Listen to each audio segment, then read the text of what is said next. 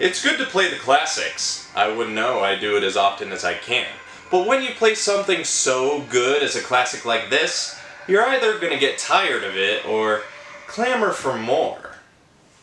And that's what gamers have been doing, more so than in the past. We've asked, begged, pleaded, complained, bitched. Some have gone to extreme lengths to get their point across. Whether it's good, interesting, or bad, some of y'all gotta chill the fuck out, it's just a game. And it takes a while for these things to develop. Making a video game has not gotten easy, especially when you have to follow up on a well-regarded piece of software, not that one, and meet higher expectations. But even with the best of intentions, the next entry might not be everything that you wanted.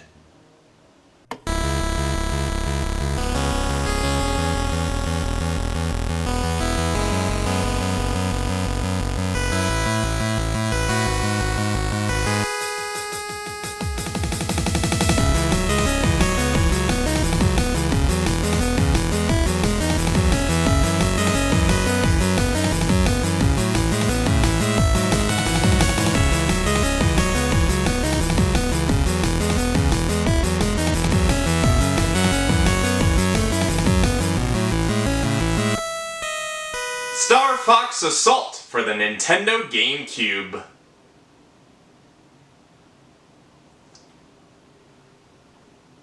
Roll to deflect its attack! Well, that doesn't sound iconic. You're getting too old for this, Peppy. It's the mid-2000s. Nintendo's GameCube was fighting a losing battle in the 6th generation console war, but those that owned one got to experience some of the best and maybe underrated entries in some of Nintendo's greatest franchises. While it had some solid games in their series, not all of them were all sunshine and daisies, and I'll get to that game some other day. The Star Fox series was in an interesting place in the 21st century. After the past 2 generations gave us some innovative and enjoyable titles, its jump to the GameCube wasn't exactly off to the best starts. While Adventures was a critical darling, it was a big departure from the rail shooting formula, so much so that fans booed the initial reveal of the next entry at E3 2003. So Nintendo had a lot to make up for to the fans that played the games, and the prospects seemed promising as Namco was said to be developing the next game, which is a win-win in my mind with the two big ends teaming up, and a couple years later, we got the next entry, known as Star Fox Assault. This game was released on February 14, 2005 to a slightly mixed but overall positive reception by the critics, which is good and all, but gamers like you and I will be the true judges, won't we? Now, since Namco is taking over from Rare, whom were bought out by Microsoft, I don't see this getting any worse than Adventures, and I'm pretty sure Nintendo has learned from their mistakes when visiting Dinosaur Planet, because they never mismanaged a series time and time and time again after that. I'm exaggerating, obviously, but there has to be a reason why this game isn't talked about much. Did it try too many things to please but ended up disappointing? Or could we fairly call this a hidden gem in the Star Fox series? There's only been like 7 games in the franchise, but regardless, we'll see what everyone's been missing out on once we take a better look at Star Fox Assault.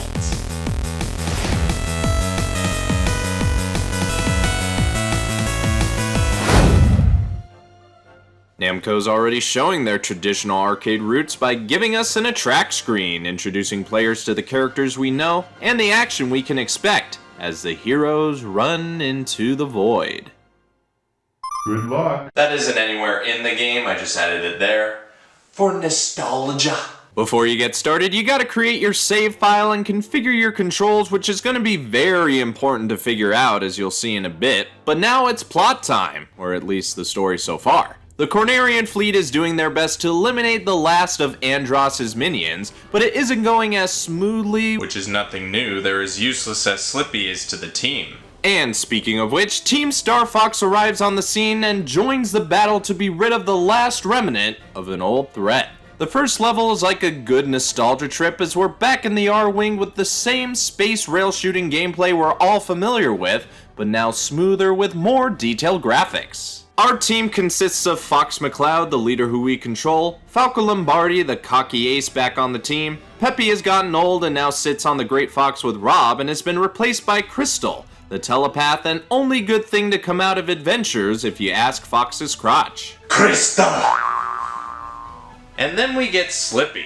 Can we just swap him and Peppy? That would help keep my sanity and make more sense, cause isn't he supposedly a mechanic? Anyway, if you've never played a Star Fox game, first of all, welcome. Did you learn about it from Smash or the porn? But this part of the gameplay consists of shooting any targets that are on your path, which may include those that are pursuing your fellow teammates from time to time, or taking out stronger foes. You also gotta make sure you don't get hit too much to where your health depletes, but you can get health and lives if you keep your eyes open.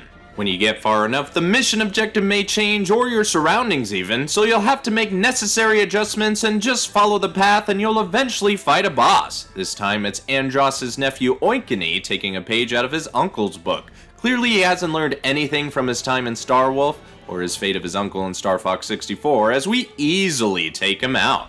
Well, that was a blast from the past. Now on to the next... Fox! Crap.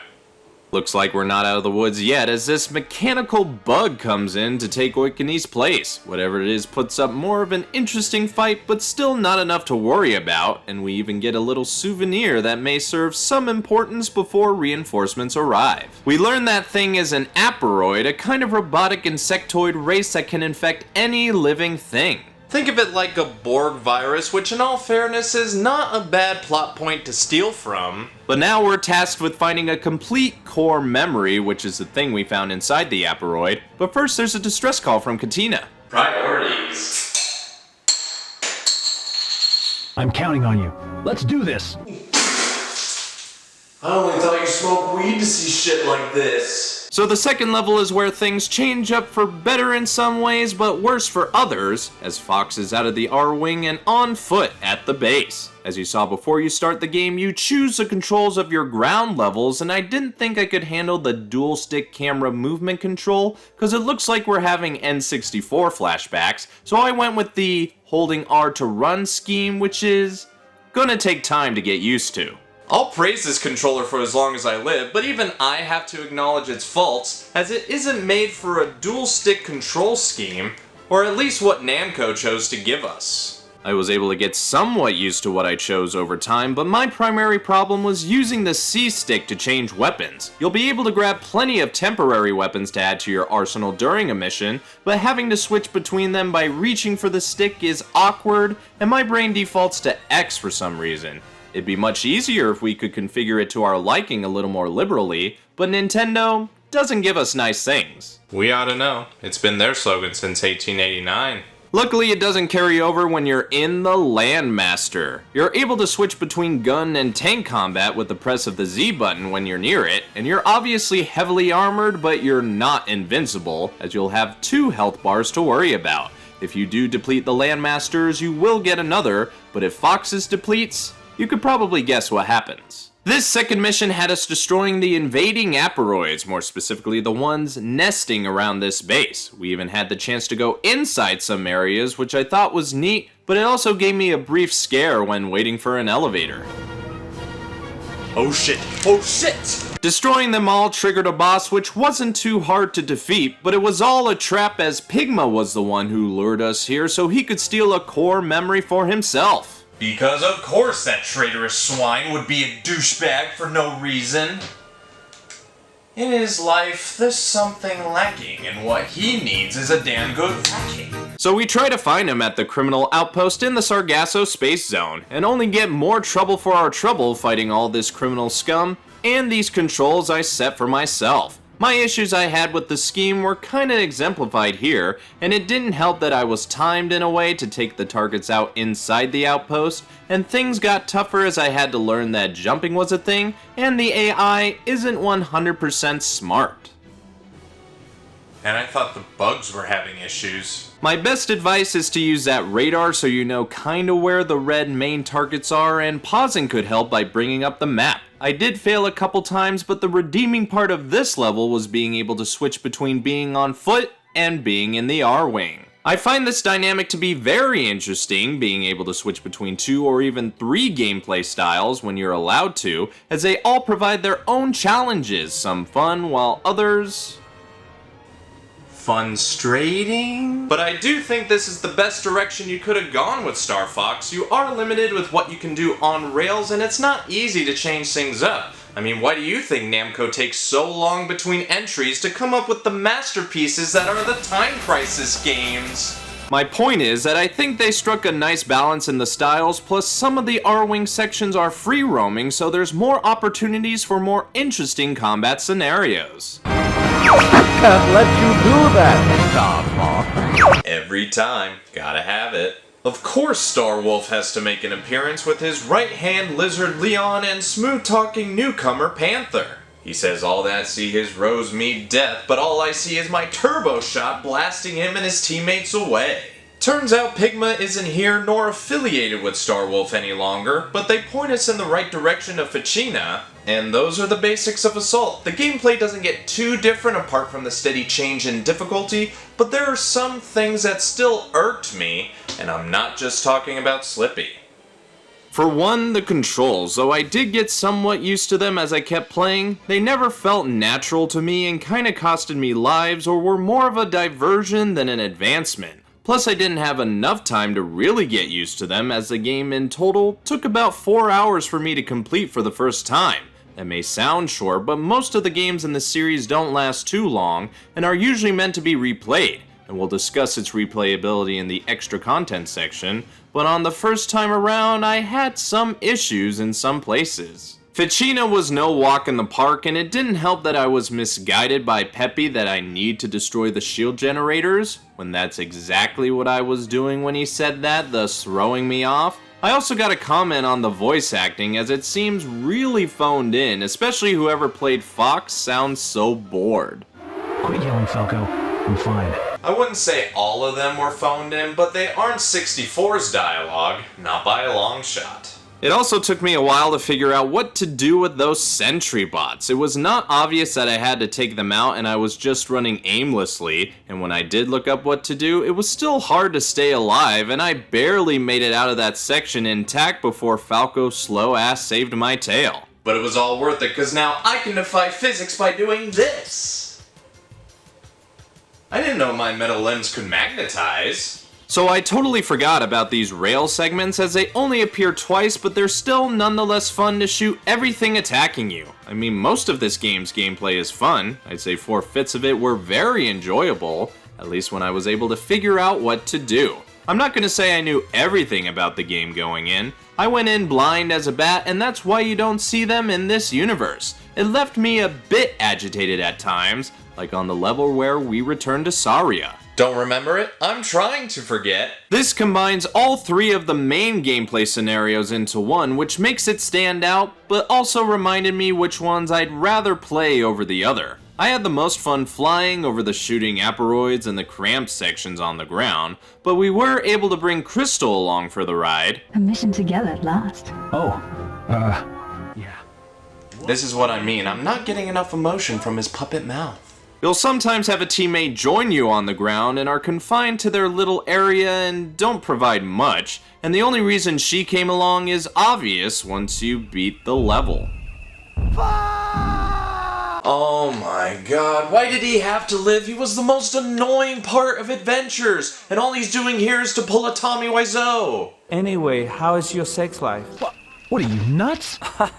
I could not make it off this planet in Adventures. I had to cringe quit. There's a new one for you. Different from a rage quit, because I couldn't take how weird and bad it was. The plot, however, continues to develop in the usual way you'd think. The aperoids are causing chaos across the Lilat system and even absorbing living organisms like Pigma and General Pepper to do their bidding willingly and unwillingly. Take a guess at which. We've been able to suppress the threat as best we can, and the game tries to get a little edgy, but I'm afraid the tone of the story does not match the game too well. The story tries to be a little darker than before, but it keeps more of its lighthearted and cartoony vibe even with the threat of popular characters getting killed off. I don't mind Pigma dying. What he got coming couldn't have happened to a better pig, but General Pepper? Bad way to go out, but he's lived what, 12 years? That's pretty old in dog years, and he shows it, look at him. We even get Starwolf on our side to take care of the threat, but my curiosity could have jeopardized it.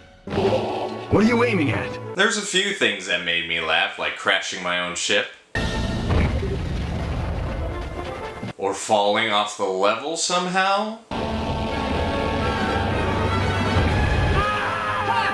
Actually, that really pissed me off, that fucking level. The remainder of the game did not get any easier. Defending the orbital gate from large missiles was simple enough so we can warp to the Aperoid homeworld. Taking out the shield generators was a big pain in the ass because we were running and gunning for a much longer period. Too much longer than needed, really. And it was in vain too because the shield went up anyway. But Peppy seems to make the ultimate sacrifice, seeing that the Great Fox was being overrun by the Aperoid scumbags, as Falco would say. He penetrates the shield, allowing us to make our way to the Queen.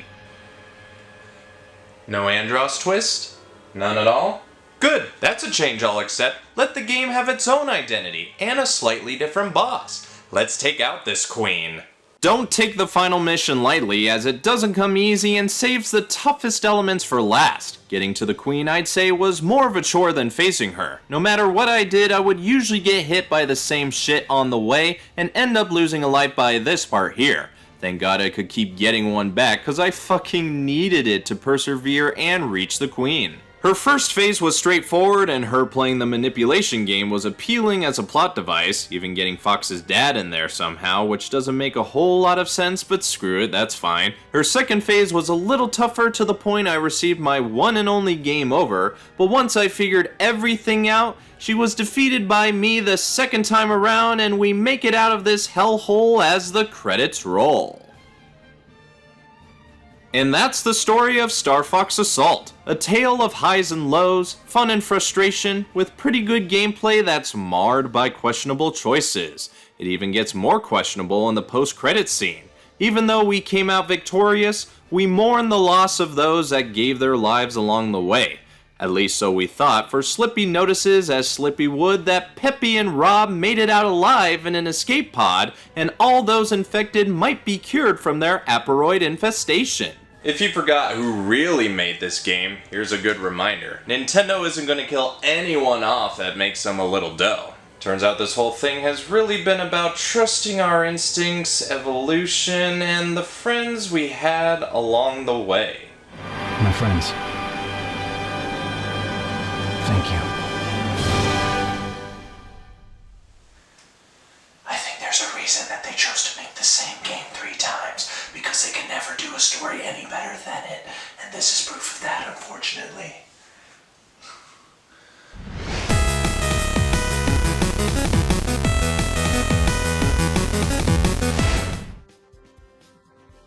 The music was composed by Yoshii Arakawa and Yoshinori Kawamoto, and it's a splendid mix of sounds old and new. You're gonna get the traditional Star Fox tunes the games are associated with, but now with a crisp orchestral sound and new tracks that easily fit the levels they're associated with. If you wanted the sound of a space opera, it's what you're gonna get. Plus it reminds me of Intelligent Cube, and that's my measuring stick of orchestra gaming soundtracks. Wonder if I could find Assault on vinyl. Though I'm gonna have to call bullshit on one track in particular, because you cannot tell me that you made this track without listening to Gustav Holst's Mars, the Bringer of War. That's one of my favorite pieces of classic music ever, and I don't keep an LD of the planets for nothing. I feel like the Game Boys right now, but much more of a geek.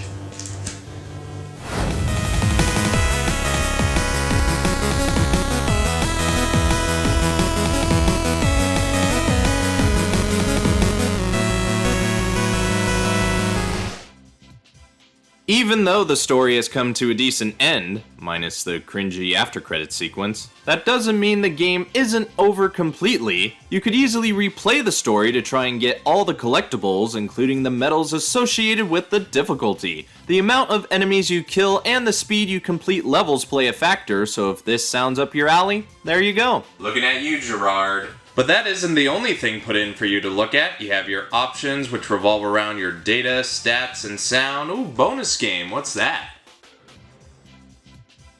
Ugh, you're gonna put an arcade classic behind a barrier of my playing ability? Damn it! Well, if you do want to learn about it, I have a QV for you. Last but not least is the Versus mode, where you and up to 3 other friends can duke it out in the various gameplay modes and good old split-screen goodness. Most of your unlockables revolve around this mode, and it seems like fun from the attract screen, but knowing how the ground shooting controls like ass, I'll gladly pass. And seeing I don't have anyone present here anyway, I couldn't do much if I wanted to.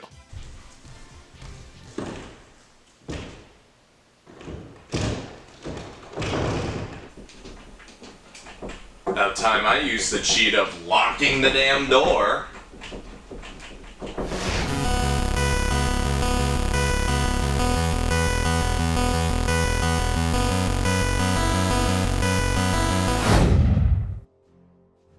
As I said earlier, Assault was another critical hit for the critics despite its few shortcomings, but that didn't translate to sales as the few sources I found said it sold above or below 1 million units, which was less than what Adventures would sell in its lifetime. I guess fans were just burned out by what came before, but this is probably why Nintendo has never tried anything new or different after this, and the abysmal performance of Command, and have continued to tell the same story over and over in the entries that followed.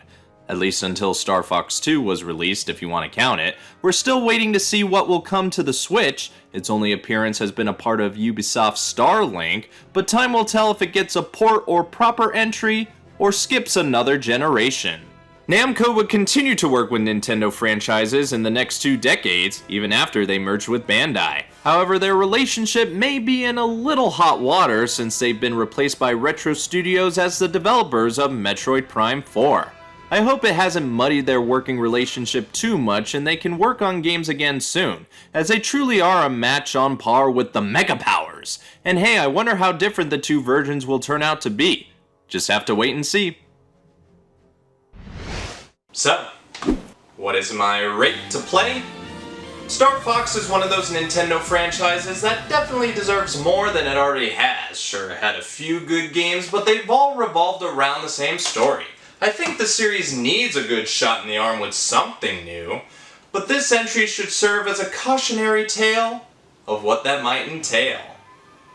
That isn't to say what Namco did with Nintendo's furries was bad. I think it was the only natural step the series could have taken. It keeps the traditional on-rails space shooting gameplay and evenly mixes it with additional styles to keep things fresh. The story is serviceable, graphics are solid, music is astounding, and it has enough to do after the game is done to keep you busy for a while. But the negatives could very much outweigh the positives. There's no question they botched the ground controls, and the many gameplay styles might have turned off some fans, though I still think of it as a plus. Some of the voice performances were lackluster, and the tone did not match the story Assault wanted to tell. But all in all, I still had a good time with it, and I think it is a pretty good game on its own, even with the glaring problems. If they ever re-release it, that would be the main thing to fix, but I doubt that'll ever happen.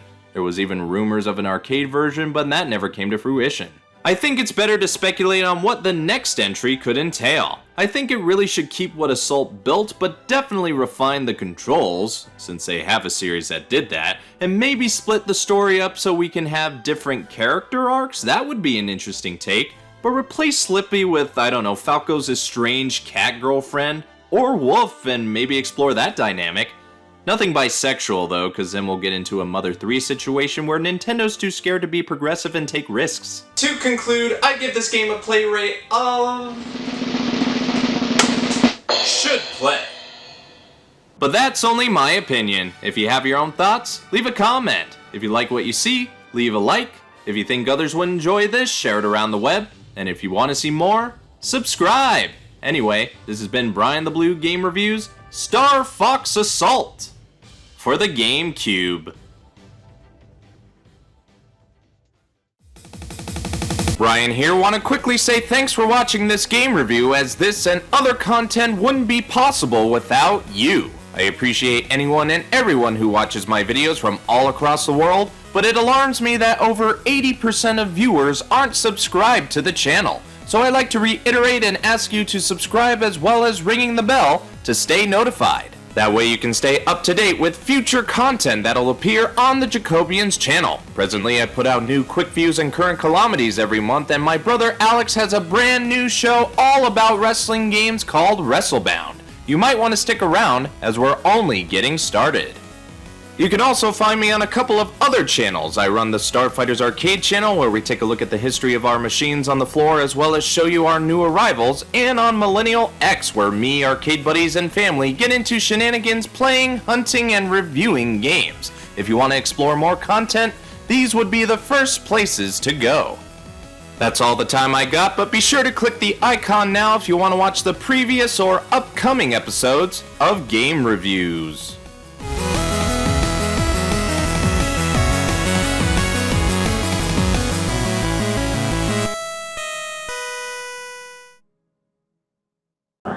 Do a barrel roll.